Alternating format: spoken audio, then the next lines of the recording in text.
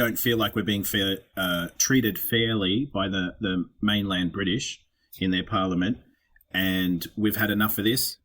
There are other reasons, religious reasons that we have that we want to separate, and so that you're saying that basically caused or had the impetus to move to an independence. That's correct. That was the flowing issue, the issue that almost scuttled the creation of the new country during the time of the Declaration in 1775-76 was slavery, because the southern colonies engaged in slavery, the northern colonies did not. And it actually came up during the debates over what would go into and what would go out of this Declaration of Independence, etc., especially since Jefferson, who himself owned slaves, was saying that all men are created equal, endowed by their creator with certain unalienable rights. They had to shelve that. It'd be another 80 years later before we settled it again with the Civil War, over which the issue was secession. Since all of the colonies had come in voluntarily, did they have the right to leave this union voluntarily? The South said yes, the North said no. That's what the Civil War was fought about.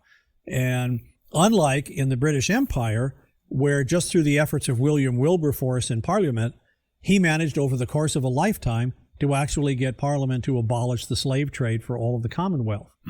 In the United States, we're ornery. I don't know, that's a word that most Australians don't know, I guess. It's a Western term for like cowboys, and that is, if you say go do something, the response is, why should I? Or make me, or them's fighting words. And Americans just tend to be ornery, and we still are today. It's like God made the Jews a hard-necked people, right? A friend of mine from Israel says, God made us the hard-necked people, and so we are. It's what we are today. I maintain all the loyalists went to Canada. And that's why you see the difference today. We're very Puritan, even in our atheism, very Puritan in our outlook, and we tend to be contrarian to anything that people try to foist on us. That's been changed now, of course, due to this creeping cultural Marxism, which is infecting all of the English language world.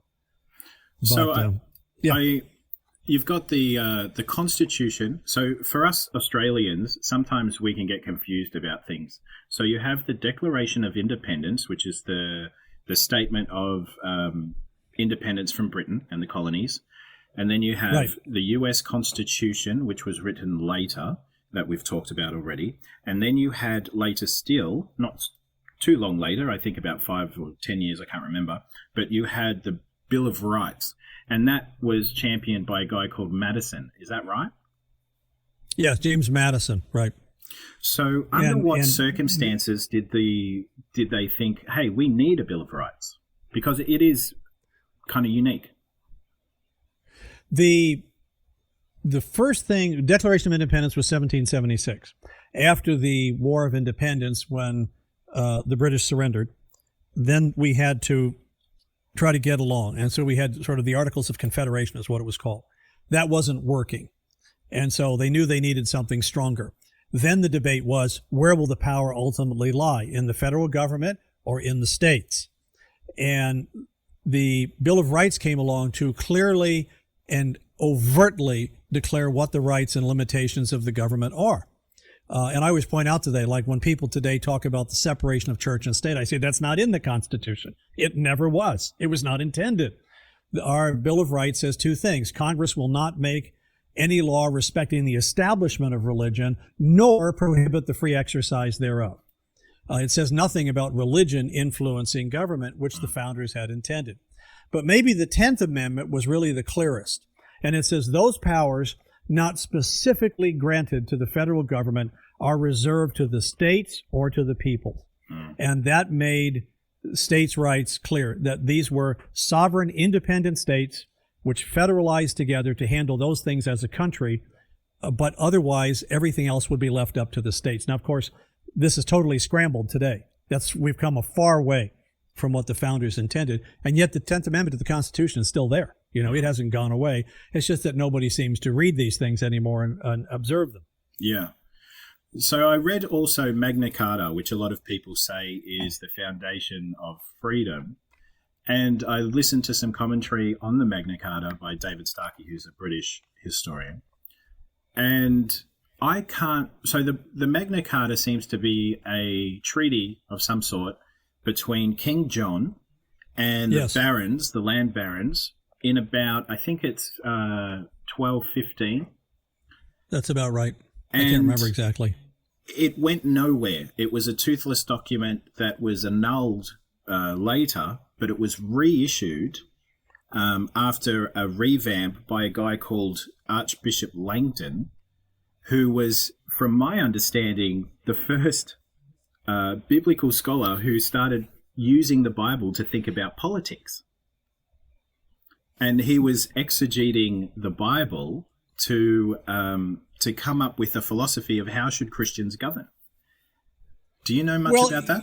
No, I if you had told me ahead of time, I would have prepped just a bit. All right. But remember, everything has come about in stages. Yeah, okay? True. Right about the same time, Thomas Aquinas was writing. And Thomas Aquinas and some of the other scholastics of his time formulated the basis of what later became Roman Catholic dogma that was adopted into Catholicism, which was the reigning religion of the time. Okay. Even though you periodically had a few people that came along who were already saying, wait a minute, we've drifted far from the scriptures. We need to get back to the scriptures, like Wycliffe, say, for example. There's a good point on that. But everything happens in stages, which is why it's absurd today. You see people saying, well, they should have known 200 years ago that slavery was wrong, and anything that they said, the product of white racist slave owners can't possibly be good. Well, that's nonsense. Because where we are today is built on all of the hard philosophical and theological and political work that these people did over the centuries. So Great Britain went through a series of stages in converting its country from a monarchy to much more of a proletarian system, limiting the powers of the monarch. And then they came up with the idea of the balances, because remember, as you said, the Magna Carta was a treaty between the king and between the barons at the time. They were tired of getting bossed around by the king who wasn't listening to them, but ain't nobody there that cared about the serfs, right? Yeah. Well, later on, you came along with the idea of the House of Commons, the House of Lords. So everybody was represented in Parliament and had a voice. Same thing here in our country. You have a Congress, and it's split between the House of Representatives and the Senate. In the Senate, every state gets 2 votes. In the House of Representatives, the votes are by population. So that was because the smaller states realized that they were just going to be overrun by the will of the larger states. And they said, phooey on that. Well, the larger states didn't want the smaller states to necessarily tell them what to do. So that was the compromise. Let's do it that way. Very much after the 2 chambers of Parliament in Great Britain. Yeah, so I also read that in the 1700s, which is around in the late 1700s is where the Bill of Rights was put together, there was a lot of discussion about studying the Magna Carta, and they came out with 3 fundamental rights: the right to life, liberty, and property. And I know that Frederick Bastiat uses those 3 to talk about liberty, to talk about, I suppose, his answer or his rebuttal to socialism. Was there any evidence that the people who were developing the Bill of Rights had any intellectual connection to the 1700 scholars in Britain that were talking about these things? They were very well aware of all of that. That was very much the discussion of the day if you go and read their papers. And when I went through Monticello, which is the home of Thomas Jefferson, and it was interesting because I would hang back at the tour. They would go in groups through the house. And I would hang back, and going through his library, instead of listening to the tour guide, I was reading the books he had on his shelf. and which languages they were written in, because he was fluent in French as well as English. So they were very much aware of the zeitgeist, the philosophical ideas, both in Great Britain and in France at the time. And they had just come out of the Protestant Reformation.